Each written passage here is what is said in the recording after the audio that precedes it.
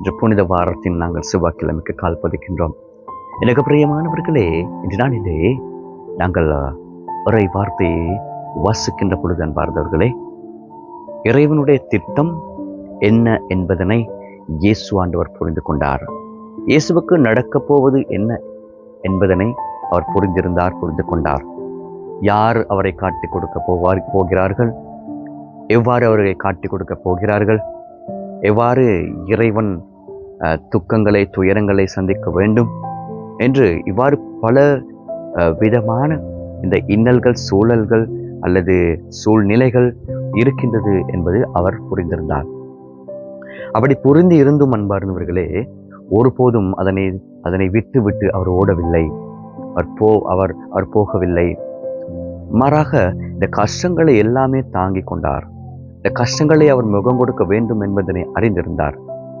அன்று அவர் அந்த கஷ்டங்களை துயரங்களை துன்பங்களை அவருக்கு நடக்கப் போகுவதை பற்றி அறிந்திருந்த அவர் இதனை விட்டு சென்றிருந்தால் நீங்களும் நானும் இப்பொழுது இந்த சமுதாயத்தில் இருக்கின்ற பொழுது கிறிஸ்தவர்களாக இருந்திருக்கலாமா? முடியாது. அன்பார்ந்தவர்களே, நீங்களும் நானும் இவ்வாறு சூழ்நிலைகளை அறிந்திருந்தால் எங்களுக்கு நடக்கப் போவது என்ன அப்படின்னு சொல்லி நாங்கள் தெரிஞ்சிருந்து சொன்னா நாங்கள் உண்மையாகவே அப்படி இருந்திருப்போமா?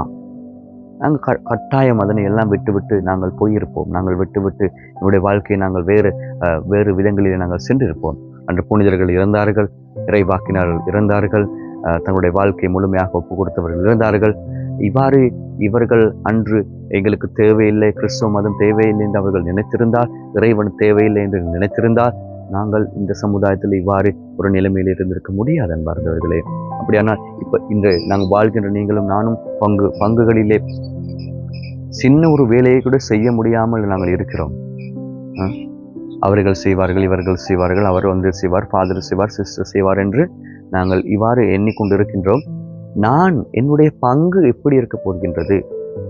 என்னுடைய பங்களிப்பு எப்படியாக இருக்க போகின்றது? நான் என்னுடைய பணியை செய்வது குருவானவருக்கோ அருட்சகோதரிகளுக்கோ அல்லது குரு முதல்வருக்கோ அல்லது ஆயருக்கோ யாருக்கும் அல்ல, மாறாக இறைவனுக்கு என்ற அந்த உண்மையினை நாங்கள் மறந்திருக்கின்றோம், நாங்கள் மறந்து வாழ்கின்றோம். சிந்தித்து பாருங்கள் அன்பார்ந்தவர்களே. இன்று புனித வாரத்தில் இருக்கின்ற நீங்கள் புனிதமாக வாழ வேண்டுமானால் இந்த புனித துன்பத்தை அறிந்து கொண்டு வாழ்வதற்கு நாங்கள் வரம் வேண்டும், ஒன்றாடுவோம்.